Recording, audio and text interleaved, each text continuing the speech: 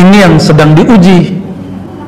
Ini yang lagi diuji karena ada video Kemenak ya, siapa Gus Yakut ya. Beliau maksudnya menjaga ukhuwah wataniyah, cuma bahasa yang dipilih mungkin kurang pas, sehingga menyinggung sebagian ukhuwah Islamiyah. Itu aja ya. Tenang Pak, besok saya ketemu dia Pak, nanti saya ngomongin Pak ya.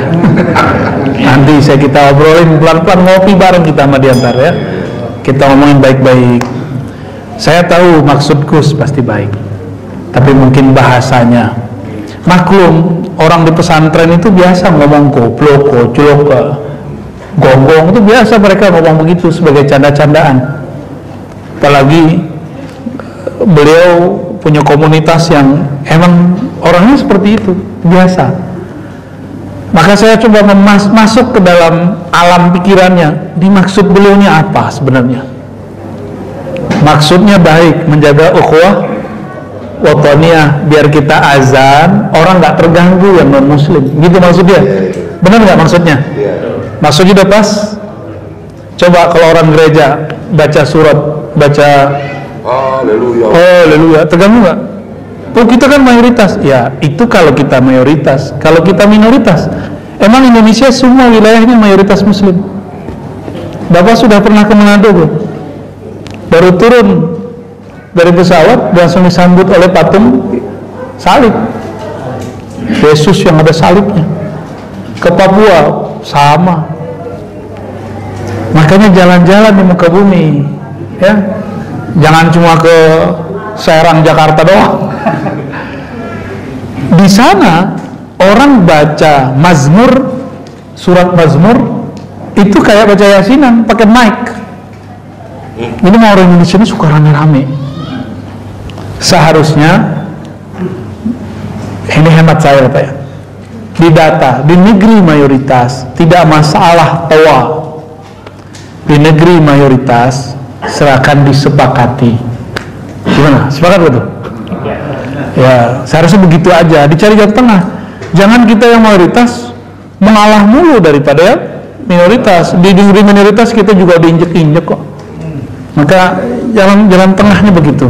Jangan dipukul rata. Mungkin beliau baru pulang dari Manado kali Pak. Dosen saya orang Belanda, namanya Dick juga, Dick van der Mee. Dick pakai D-I-C-K. Bukan Dick yang bahasa Inggris, bukan, ini Dick bahasa Londo.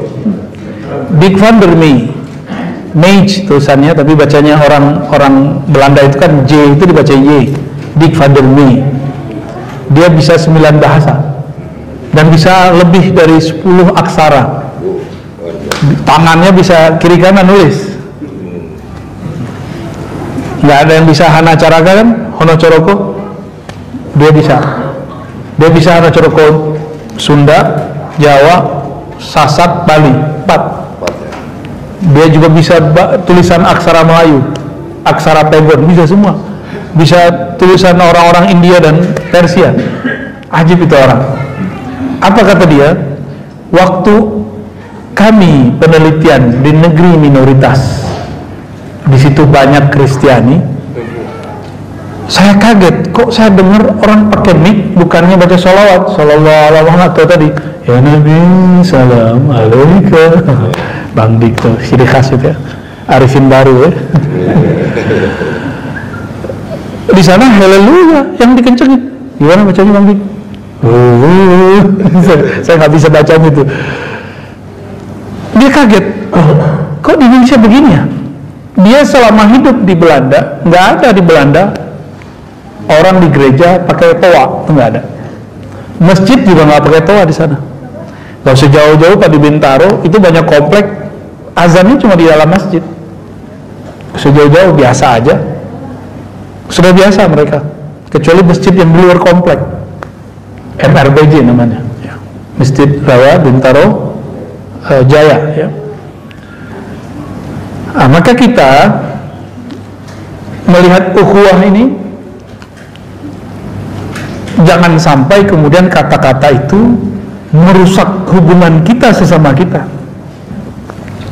Dan jangan bawa organisasi dia kan orang NU, Antum kan kebanyakan Nahdiyin juga nih, ya, jangan kait-kaitkan dengan hal tersebut. Ini sedang ada usaha menghancurkan ulama-ulama Ahlus Sunnah yang mempunyai organisasi Nahdiyin dari kemarin-kemarin. Kenapa? Karena NU sebelumnya pernah secara langsung, tidak langsung berpolitik. Sekarang ini yang lagi dibenahi sepertinya. Makanya mereka sedang kembali ke khitah, tidak berpolitik. Ya, kita doakan saja semoga itu berhasil. Amin ya rabbal alamin. Jadi ini pandangan saya Bapak Ibu. Yang dimaksud dia itu ukhuwah wataniyah. Maksudnya Gus Yakut. Cuma sayang diksinya merusak ukhuwah Islam. Kata-katanya mungkin menyinggung kebanyakan orang Islam, apalagi ini masih seger nih, 2019 baru berapa tahun nih, baru 3 tahun kita lewati, orang-orang masih luka hatinya karena kalah, ya, karena kalah dalam bertarung. Kan dia jadi menteri, berarti dia orang yang menang toh, ya, atau orang yang kalah terus dimenangkan. Nah, ada satu lagi tuh, ukhuwah insaniyah. Ukhuwah insaniyah ini tidak mandang agama dan negara. Misalnya di Filipina ada orang sakit, kena bencana, kita bantu. Di Myanmar, muslim gak muslim kena, kita bantu. Karena musibah waktu turun gak nanyain agama. Jadi ketika gempa itu, gempanya gak nanya kamu muslim gak? Gitu. Gak nanya Pak. Nanya dulu gak musibah datang. Maka kita sebagai manusia bantu orang jangan nanya agamanya dulu, itu nggak benar, itu nggak benar, ya. Makanya Allah Subhanahu Wa Taala menggunakan orang-orang yang berhak dapat sedekah, innamas sadaqat lil fuqara, di tengahnya wal muallafati qulubu, ya, wal muallafati, orang-orang yang ditaklifkan kulubnya, kolbunya, nggak disebutkan muslim. Orang-orang yang dianggap, yang diharapkan tersentuh kolbunya, itu disebut mu'alaf. Maka saya nggak menyebut Deddy Corbuzier mu'alaf kan, orang dari Islam 2-3 tahun lalu, kok masih ngaku mu'alaf? Enggak, kamu bukan mu'alaf, kamu muslim. Gitu. Bang Dik kapan mulai Islam? Lahir. Udah dihembuskan. Ngeri kali. Baik, Bapak Ibu, sahabat-sahabat bukan Allah. Jadi itu yang disebut ukhuwah Islamiyah, sama yang bersyahadat, watoniyah sesama sebangsa, insaniyah nggak memandang bangsa dan agama.